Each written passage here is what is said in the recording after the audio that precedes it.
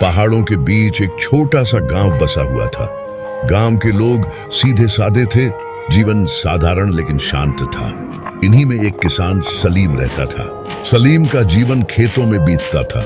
वह सुबह सूरज निकलने से पहले खेत में पहुंच जाता, हल जोतता, बीज बोता और शाम को थका हारा घर वापस आता। सलीम की जमीन गांव के किनारे पर थी। खेत के पीछे एक घना जंगल फैला हुआ था। इस जंगल के बारे में तरह तरह की कहानियां सुनाई जाती थी। कोई कहता वहां भूत रहते हैं, कोई कहता वहां खजाने दफन हैं। सलीम इन बातों को हंसी में टाल देता। एक दिन खेत में हल चलाते समय सलीम ने महसूस किया कि कोई उसे देख रहा है। उसने सिर उठाया तो एक काला बंदर पेड़ पर बैठा घूर रहा था। बंदर की आंखों में अजीब सी चमक थी। सलीम ने डंडा लहराकर कहा, चल भाग, यहाँ क्या घूर रहा है?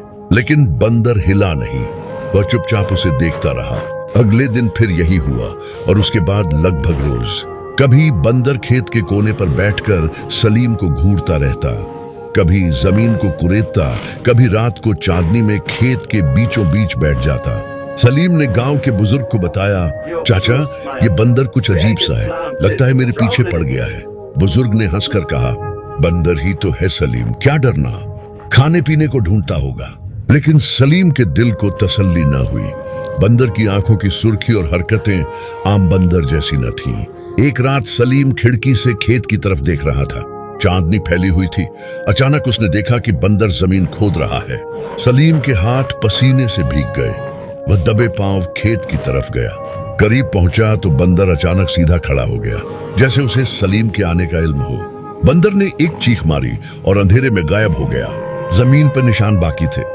अगली सुबह सलीम ने वही जगह खोदना शुरू किया। चंद ही कुदालों के बाद एक लकड़ी की पुरानी संदूकची बरामद हुई। सलीम के दिल की धड़कन तेज हो गई। उसने संदूकची खोली तो सोने के सिक्के, जेवरात और कुछ पुराने कागज निकले। सलीम की आंखें खुशी से चमक उठी। ये तो मेरी सारी जिंदगी बदल देगा, वह बड़बड़ाया। लेकिन उसी लम्हे एक आवाज गूंजी, ये खजाना तुम्हारा नहीं। सलीम का दिल दहल गया। उसने पीछे देखा, बंदर पेड़ पर बैठा था।